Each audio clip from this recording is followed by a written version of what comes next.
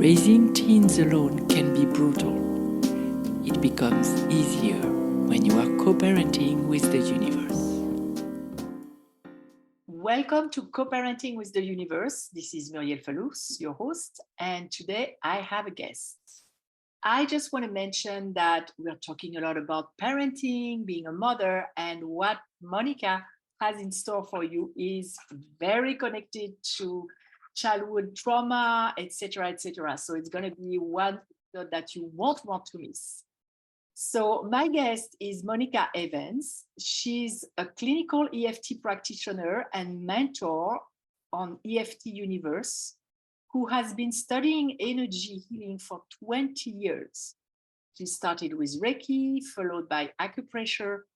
And while she loved them both, she felt that something was missing.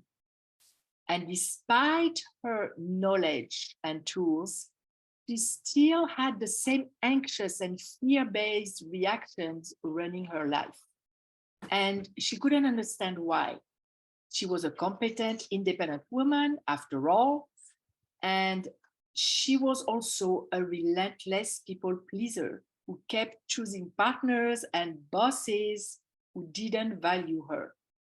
And it wasn't until she discovered emotional freedom technique, EFT, also known as tapping, that everything clicked.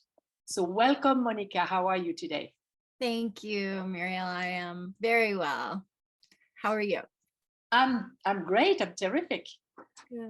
So I gave a little bit of info about what you're doing, but what I would love to know is your more like a personal story of how you ended up to connect with tapping and to become a practitioner and even a mentor.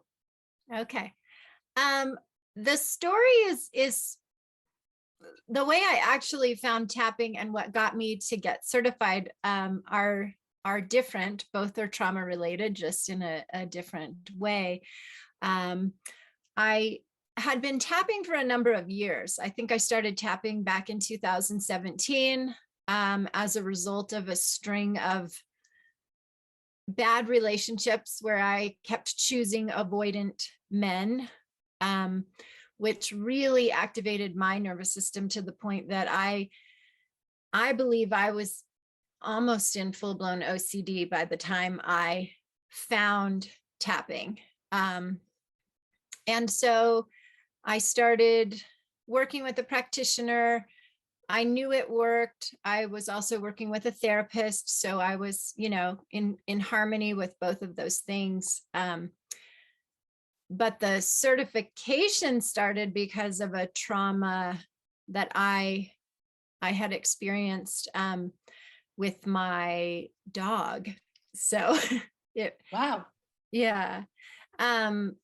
So in 2020, I was walking I have an 8-pound dog, and he was attacked by an 80-pound dog. Oh, and I literally saw him in the mouth of this dog, and I went into, all of you moms will understand this, I went into superwoman mode, and I literally ripped my dog. I pried this dog's jaws open and released my dog and saved his life. And we went, he was fine. We went to the vets, but I wasn't fine. Yeah. Talk about trauma and adrenaline. Well, yeah. So he got his checkup. He was fine. And that I just remember that night feeding him dinner, and he was just acting normal. And I wasn't normal. I could barely feed myself. I couldn't get out of bed. I spent 48 hours in bed. wow. And then I did yoga like 2 days after this incident. And I went into a twist, and I just started crying, like bawling. And I knew at that moment, the only thing that would clear this trauma is somatic work. And I knew that tapping would do it. And it happened to correspond with, at EFT Universe, they do they open up for, they call them cohorts. They open up their cohorts twice a year. And it was the same week that one was closing. And I had been considering it, and it was just like, Was time. this is it. I just knew that was the only thing that would actually clear this trauma from my body. So that was how I ended up signing up to get certified. Isn't it funny how when it's time, you just know it in your body again, because the body is like an antenna and it carries so much wisdom too. You just know, and the universe would make it like really like the last week of the program when you could register. It's amazing. Yeah, the timing was pretty amazing. I mean, the trauma was definitely not fun at all, but you know, it led me to my path. So we usually learn with kicks in the rear. That's I know. how we learn. Unfortunately, I would love if it was different, but that's how I've learned too. I mean, it's almost like an initiation. That's how I see it. So that was your initiation. And so you said you were doing tapping prior to that story with a practitioner. So was it also clinical tapping, or was it like regular tapping? It was not clinical EFT. And that is it's a huge difference. You know, it was enough that it got me to realize that there was wounding. There wasn't a lot of acceptance of myself. And it led me to, you know, I have a lot of mother wounds, and I also had some emotional abuse from my older brother. So there was a lot of dysfunction in my family. So I got a whiff of what was going on, but it wasn't until clinical EFT where we go into the specific details, which you know. You've heard me say it over and over. Yeah, it's so different. It's way more, it's deeper, it's very organized. There are processes, and if there are so many studies about it. I think nowadays it's like almost 300 studies, medical studies about the effectiveness of tapping, clinical EFT. And that's why it's so potent, because you have almost like recipes. It's almost like cooking sometimes. Yeah. Yeah. And it's so much more on the exposure. You know, the clinical EFT is heavy on exposure, and it really makes a difference to go into each one of those events versus just the general tapping, which is what I was really doing before.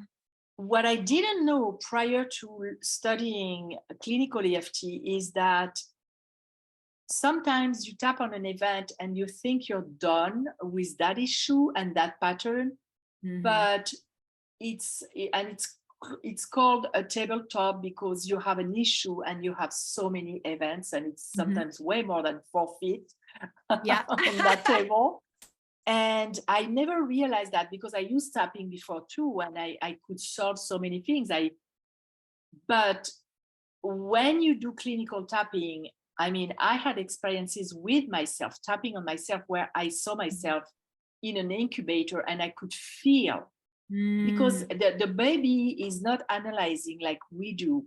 I could feel, it was very strange. I could feel the conclusion, the beliefs that I installed as a baby at that time. Wow. And it was so, I was bawling, first of all, and it was so precise. And with tapping, the image changed completely to, I knew I had a shift, because it was in colors at the end. I had a pacifier in my mouth, which means I was tranquil, I was quiet and feeling safe.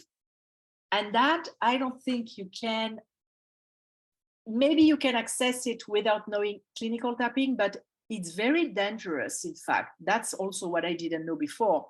To address trauma, Mhm. without having the proper tools, you can re-traumatize yourself. So I would love if Right. you could share a little bit about your experience with that and your clients, maybe With trauma and with the fact, uh, re-traumatizing. yeah, with the fact that we can re-traumatize ourselves, Mhm. and that we maybe shouldn't approach certain Yeah. events without Yes. having a practitioner and without having someone who's Yes. clinically. So the big thing with trauma is um, a lot of the time people have experienced this, even say if you're talking to someone about a certain trauma and you see how you get reactivated in your body, um, but you don't necessarily have an exit point for that. So that's kind of the way I see the re-traumatization, is that you're bringing all this stuff up, but you don't have the tools to either remove it from the body or safely go through it. So what EFT has is we have our techniques for trauma, um, which if we enter into a situation where somebody is getting too activated, there's a way to actually step back and safely approach the situation. This is where we sort of go in the opposite direction of what clinical EFT and the specificity is about. And this is where we pull back and get very general and ask them not even to think about what what the troubling event is.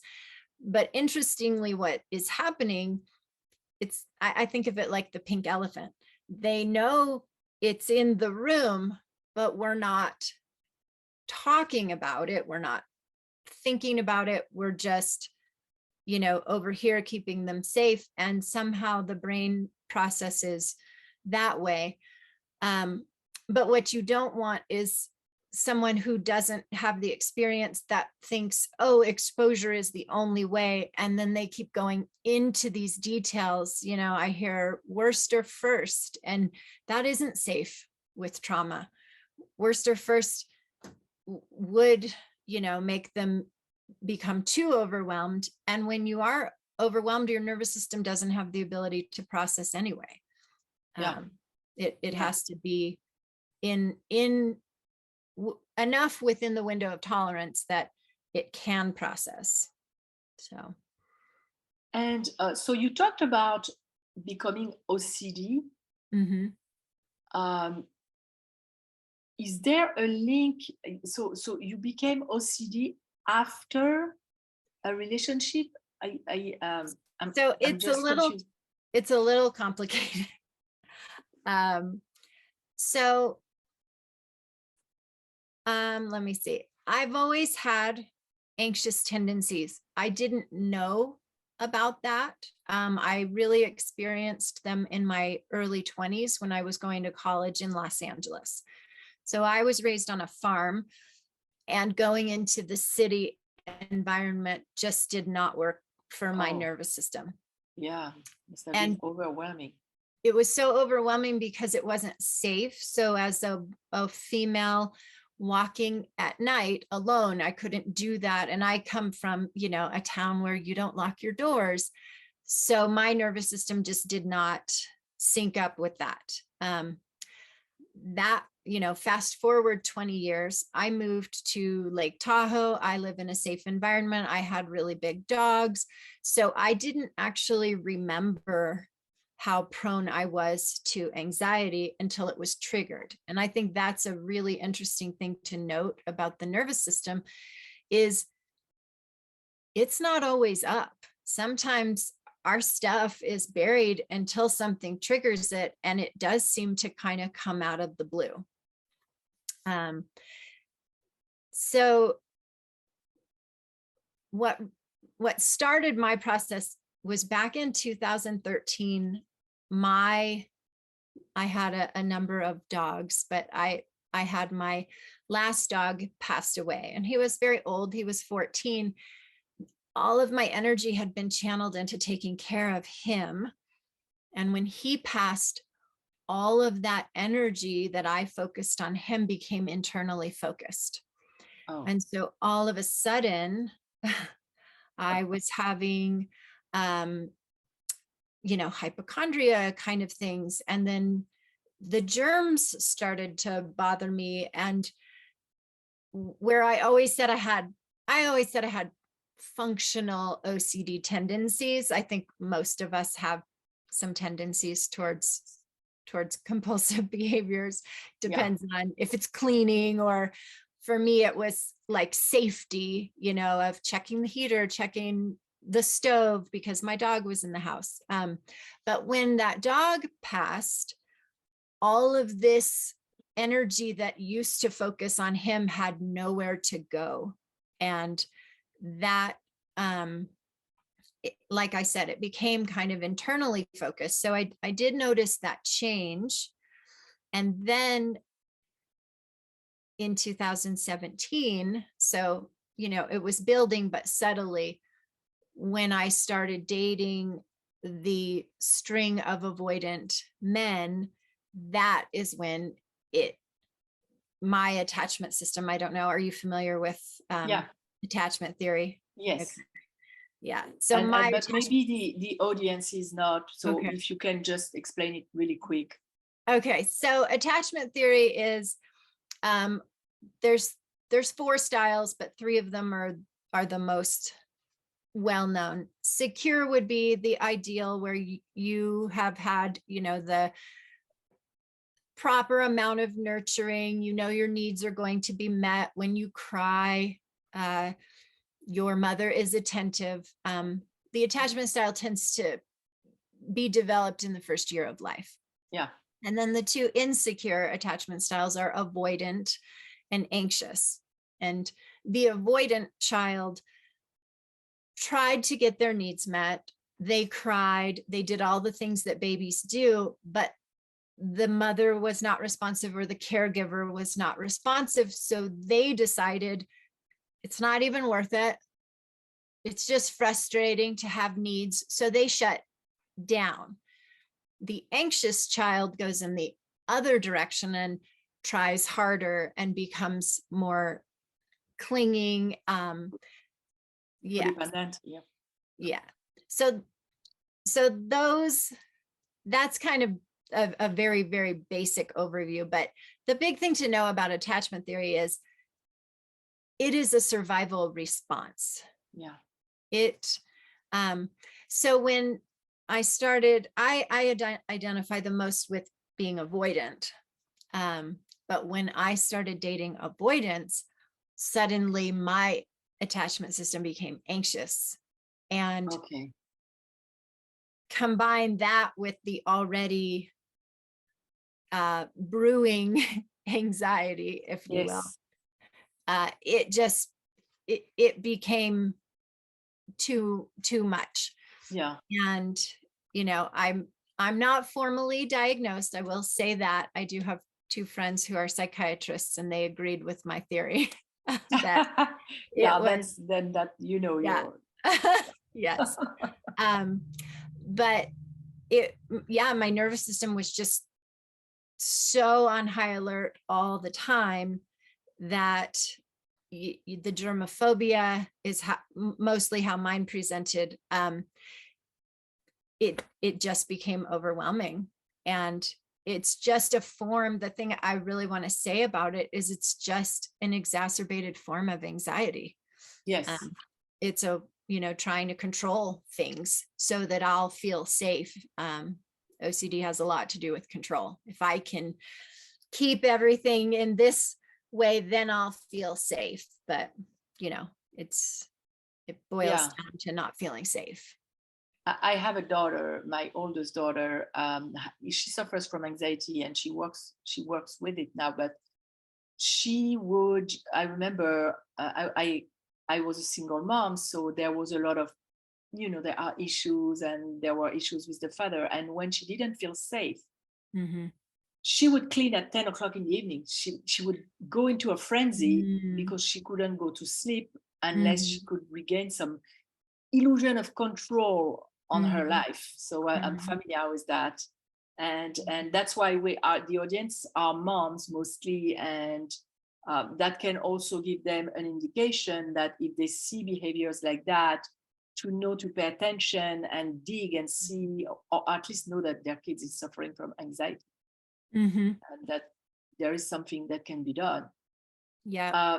You mentioned, I've read in your other intro that you were having some childhood trauma, but you didn't necessarily, because sometimes when we think about trauma, I know that before studying about trauma, I thought that you had been to have, it had to have something terrible could have happened, something like a rape, somebody wanted to kill you, a war.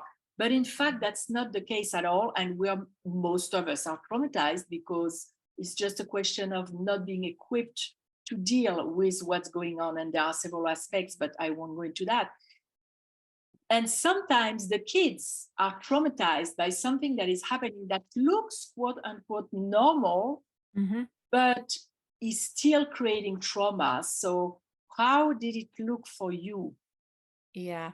So one really important thing to note is perceived threat to your physical survival is one of the big elements of trauma. It doesn't mean your life necessarily was in danger. And I'll use one example. Actually, in this case, my life may have been in danger, but I was left alone at a very young age, 4 years old. I'm not sure the circumstances, but my grandma told me this story over and over. And because she's the one who came and picked me up, someone had called her and said, come get Monica. And she picked me up and she said that I was alone. Now, what's interesting is I had no attachment to that story whatsoever. But I explored it like you with the incubator in an EFT session. And it finally all made sense because what my grandma said I did is she said, come on, you're going with me. And instead of packing like stuffed animals, she said, go get your things. I packed a plate, silverware, and I grabbed all the fruit off of the table. And she said, honey, we have food at grandma's house. And, when she was telling me the story, I had no connection to it. But when I went into it in an EFT session, I tapped into terror, like literal terror. And that is why I responded that way as a survival response. So it's just really important to note that big T trauma doesn't always look like an accident. Yeah. It is the perceived threat to your survival. And to a 4-year-old to be left alone, whether it was 30 minutes or an hour, there's no concept of time. And when that adult showed up, I was in a absolute survival response. And sometimes it's not even about us, because I was traumatized. For people are usually on the podcast, they know my story, but I had kids who were very experimental with all kinds of stuff. And I was waking up in panic every night because I was afraid they would be found dead at a party or in the street, because they would have burned their brain. And I was traumatized because it was their survival. But as a mother, I was traumatized over and over and over every night, to a point where it actually affected my heart. And it's so for mothers, it can also be about your kids. If there is something that you perceive as a threat for their survival, and that is so overwhelming and so unexpected, and that you cannot I have the word, you cannot process emotionally, you will be traumatized, and it's not even you. Yeah. And it's important to note, and this is a little out there what I'm going to say, but as a mother, you share an aura with your child. Definitely. So and that's the only appropriate person to share your energy with, right? We take on a lot of people's energy, but literally your children are connected to you. So yes, you're 100% right that their trauma is your trauma until they are adults. Yeah. Mm-hmm.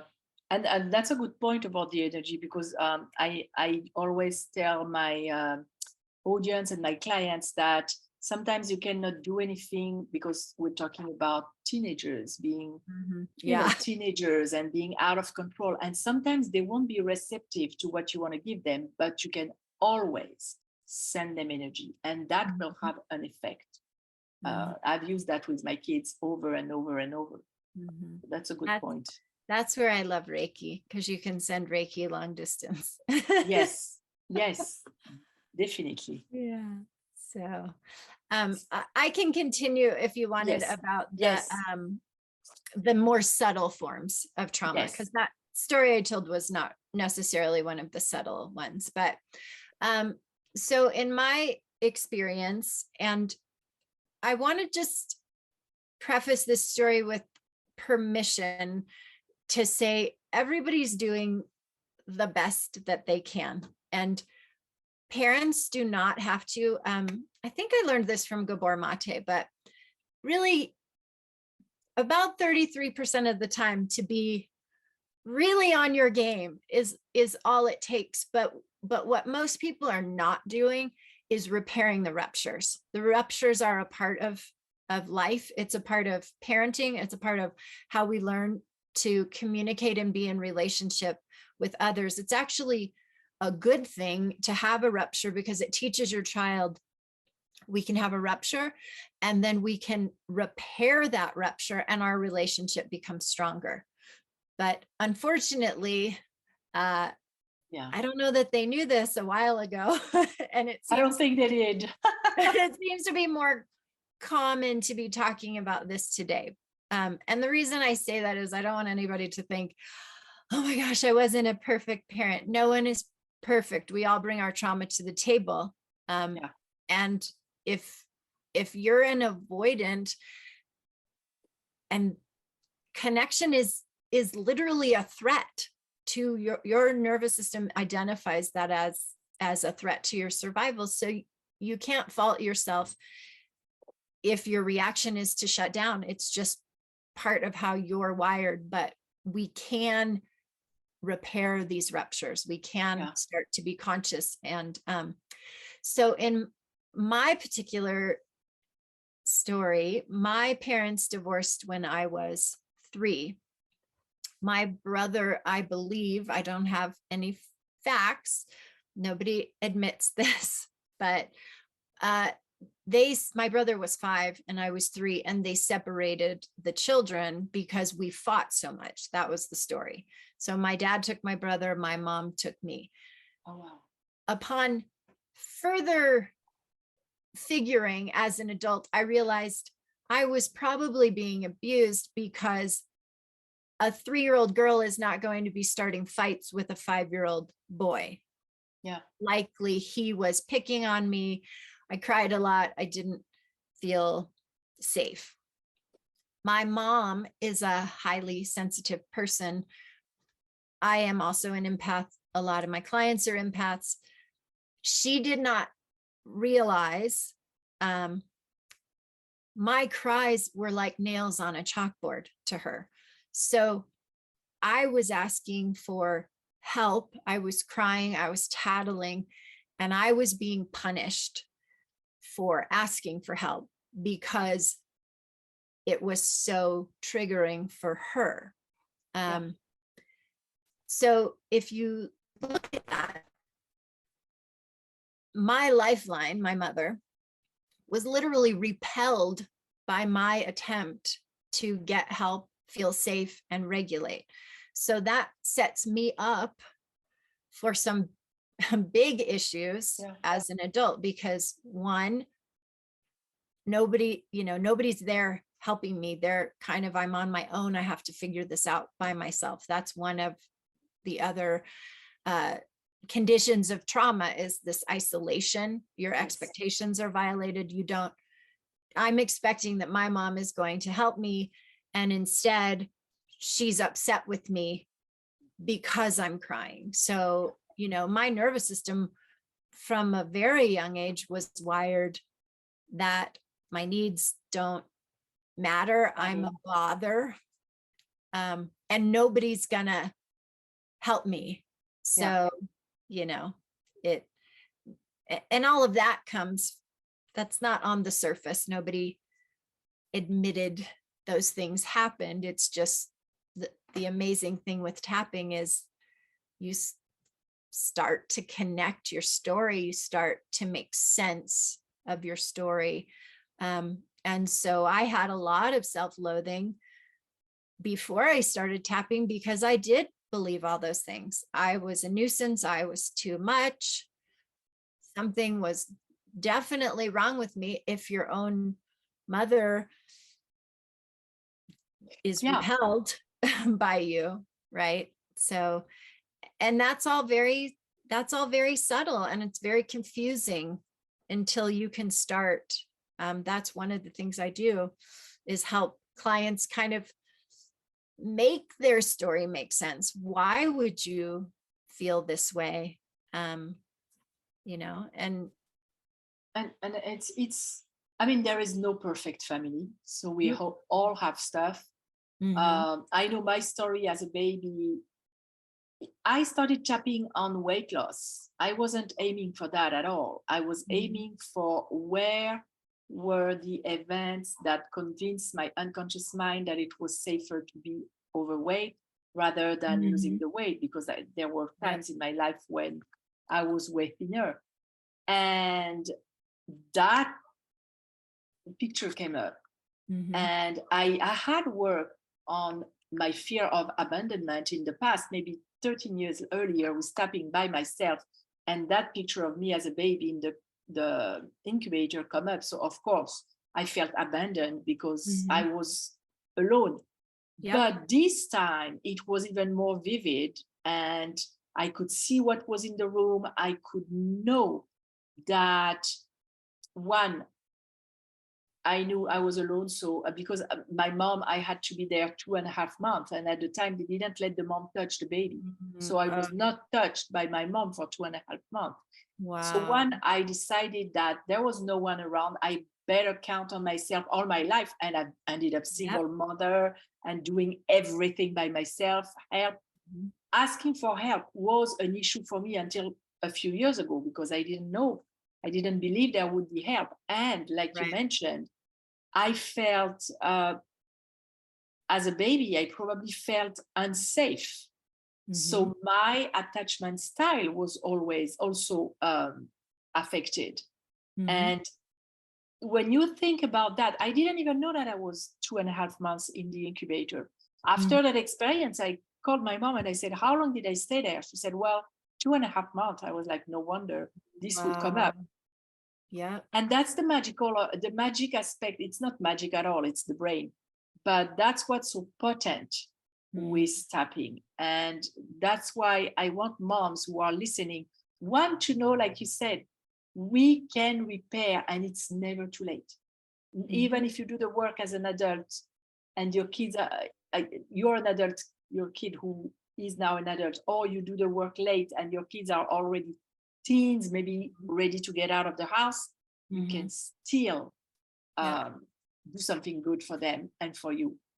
It's beautiful what can happen. Do you have maybe some story, a story to give hope to moms that it's not too late, or things are repairable? An example for you, or from you, or from your clients?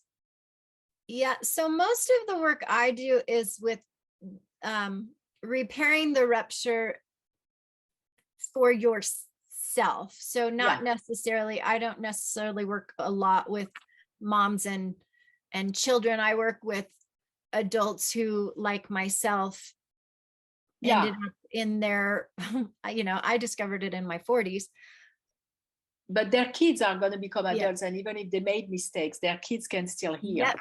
Their kids can still heal. They can do the work, especially if you have young kids now, or even, you know, middle grade kids, any age. The work that you do as a parent, that you're going to repair your own trauma, is going to just translate into the relationships that you have with your children, because you're not going to be, you know, moving into that avoidant space, that shut down space, where you aren't available for them. So the work I tend to do is, you know, a woman like myself, doesn't have to be a woman, but I work with mostly women. You know, coming in, like the story that I have sorted for myself, it has totally transformed my relationship with my parents. Both my parents are still alive, and I do have a little too enmeshed relationship with both of them.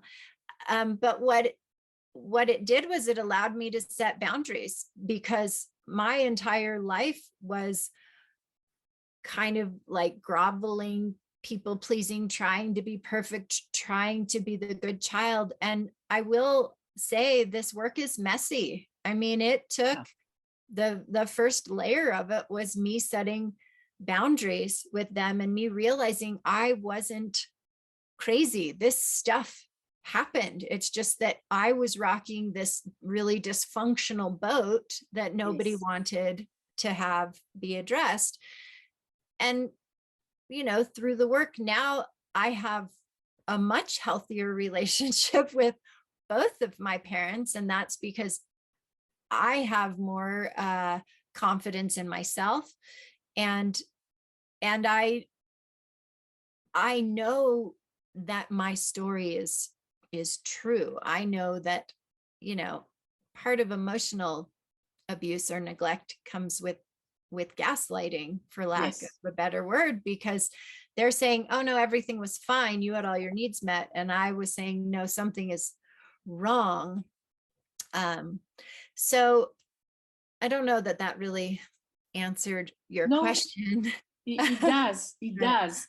And it's also, it's beautiful, because acknowledging what happened doesn't mean that you put a judgment on it. You just acknowledge the facts, and you can heal and repair a relationship without blaming and without pointing a finger.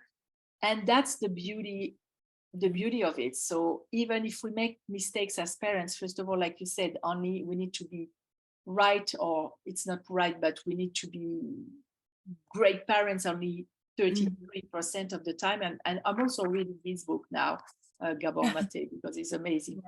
And I'll share that with the audience in another episode. And it will ripple everywhere in their life, even if you made mistakes, even if you were wrong, and that's not the right word, but let's say you were wrong 77% of the 67 not doing good math here. It's okay. 67% of the time, there's still going to be okay. And there are so many tools.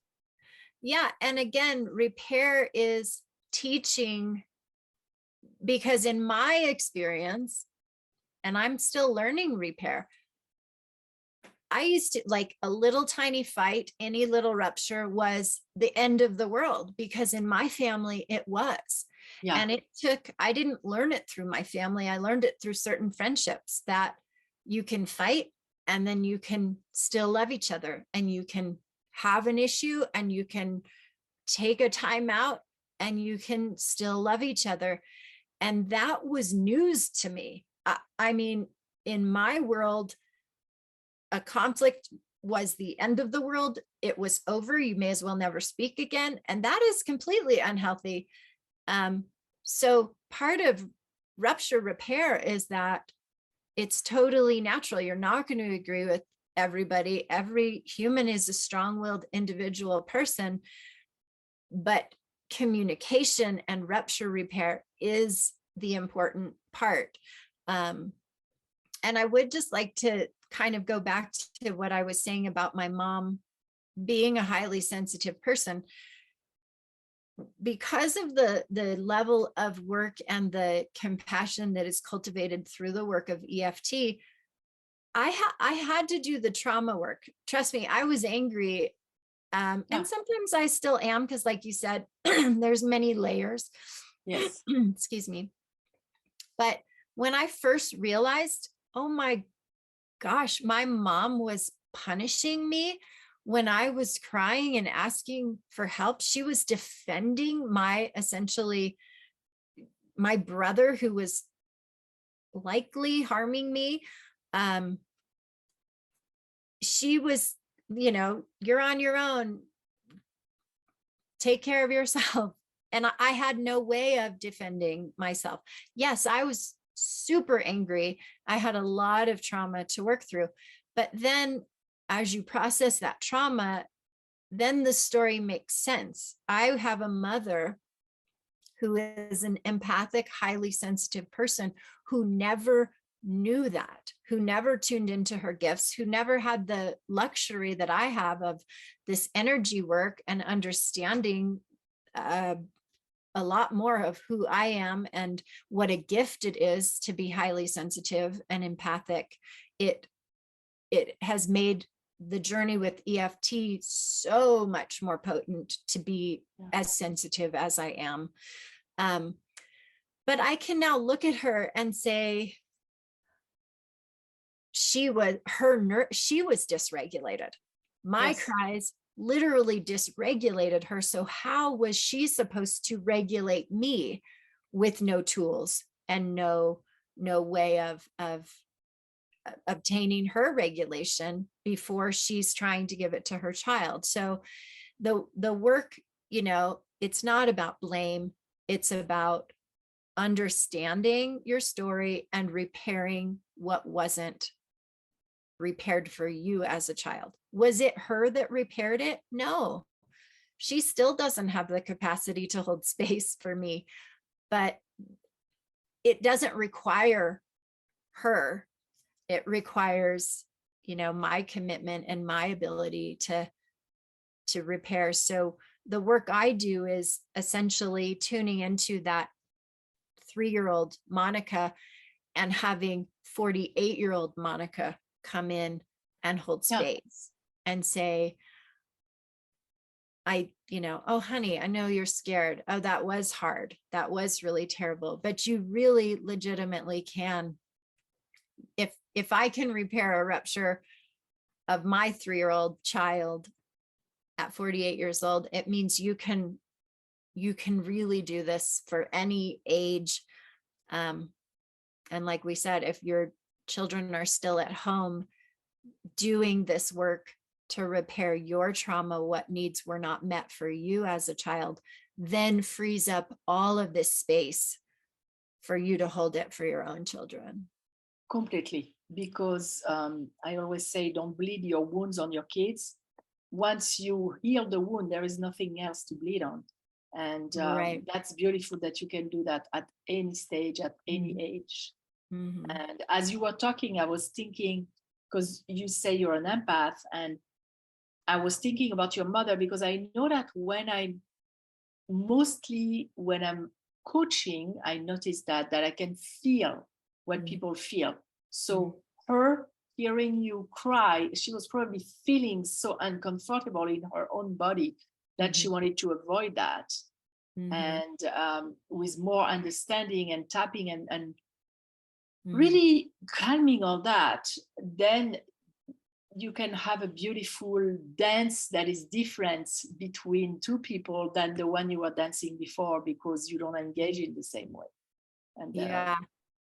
And and keep in mind too that empathy is not always feeling other people's feelings, but it's sensitivity to the sound. Could be grating. Some people are sensitive to light, to sound. So it, the bottom line is, whatever my response was dysregulating Yeah. her nervous system. So she had no capacity to hold space in a dysregulated state. That's so And true.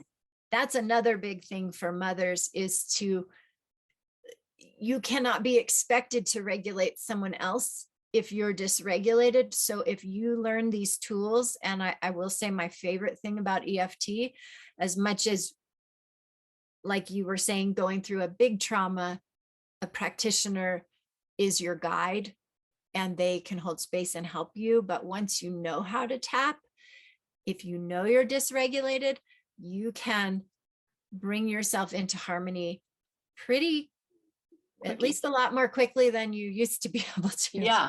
And then you can hold space from that regulated position. And because you were talking about sound, and I know for me, sound is a big trigger. There are sounds that my nervous system will be like that in seconds, and I'm ready to clear. So yeah, it's true. And there's a thing called neuroception, which is essentially nervous system to nervous system communication. So when you are able to regulate, your dysregulated child will pick up, they're not spoken signals, but it's literally nervous system to nervous system that they can regulate from you being regulated. Oh, yeah. Especially with children. Yeah. Yeah. How can people find you or find out more about you or contact you? So I have a website. It's called peaceloveandtapping.com. You can email me at monica@peaceloveandtapping.com. And I am on Instagram at peaceloveandtapping. So that's the easiest way. Yeah. I'm gonna connect to your Instagram. Yeah. And don't be afraid to contact or connect with Monica. I'm sure, knowing based on what I could get from you, and today, you're not someone who's going to pressure anybody. So for people to not be intimidated by contacting you and asking questions or whatever they would like to talk to you about. Yeah, I'm always open. I do complimentary consultations on my site if you're interested in the work.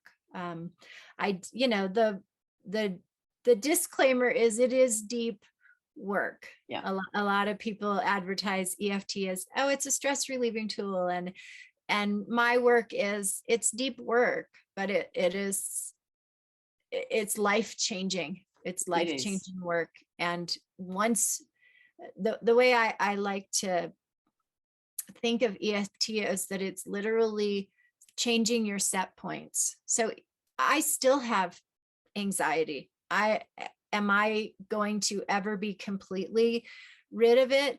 I don't have to be. I have gone from what felt like a life-threatening situation to mild annoyances. I can live with that. It's totally fine, so it is deep work, but it transforms you at your very core, and it is amazing. When you look at the spiritual side of it, first of all, you desensitize your trigger. So like you said, it's not such a big disturbance.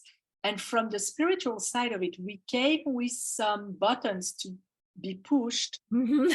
There is a reason for that too. We all have our path. So getting rid of stuff is not necessarily the thing to do. Yeah. Do I have a moment to expand on the spiritual? Okay. Of course. So I work with a woman.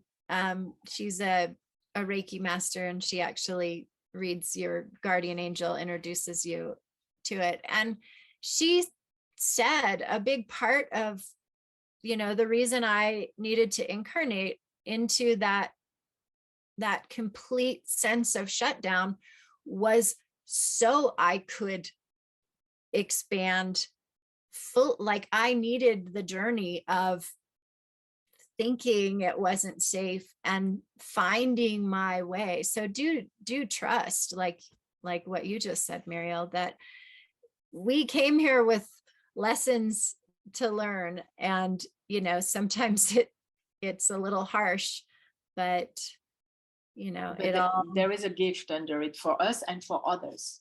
Yeah. And I will say with my work, the reason I think I relate so well to the inner child is because I tried for years. I hated that word inner child, and it was so annoying to me. And that's because I did not have any compassion for my inner child. Okay. Yeah. And I literally took that entire journey from self-loathing to self-compassion and understanding my story, and then cultivating compassion for my family, because they don't have the tools that I have. They don't have the awareness that I have. They didn't have the ability to hold space or take the journey that I did.